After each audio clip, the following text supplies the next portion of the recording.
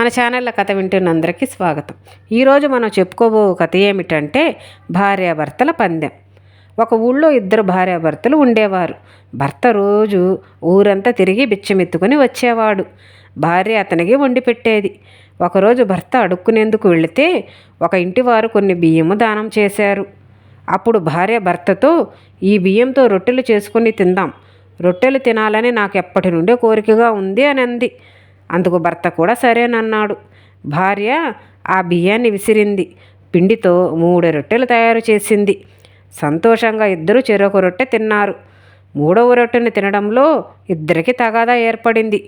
నేను చాలా కష్టపడి బిచ్చం ఎత్తుకుంటేనే బియ్యము వచ్చాయి, అందువల్ల ఆ రొట్టె నాకే చెందాలి అని అన్నాడు భర్త. కాదు, నేను చాలా కష్టపడి రొట్టెలు చేశాను, ఆ రొట్టె నాదే అంది భార్య. ఇలా ఇద్దరు చాలాసేపు తగవలాడుకొని చివరికి ఒక ఒప్పందానికి వచ్చారు.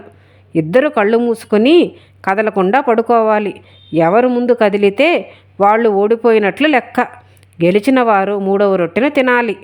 ఈ ఒప్పందానికి ఇద్దరు అంగీకరించి కదలకుండా పడుకున్నారు. ఆ రోజు రాత్రి గడిచి తెల్లారింది.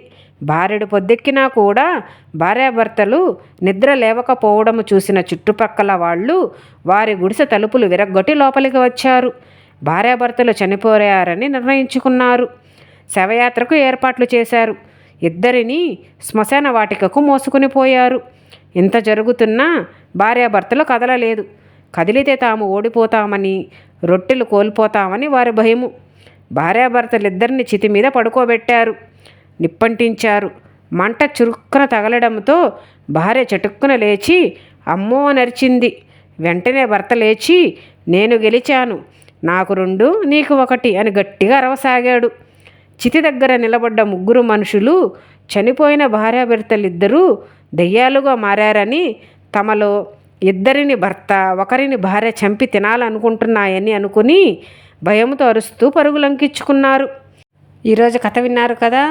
మీకు నచ్చినట్లయితే తప్పకుండా లైక్ చేసి, సబ్స్క్రైబ్ చేసి, షేర్ చేస్తారని ఆశిస్తూ ఇంకొక మంచి కథతో మళ్ళీ కలుద్దాం.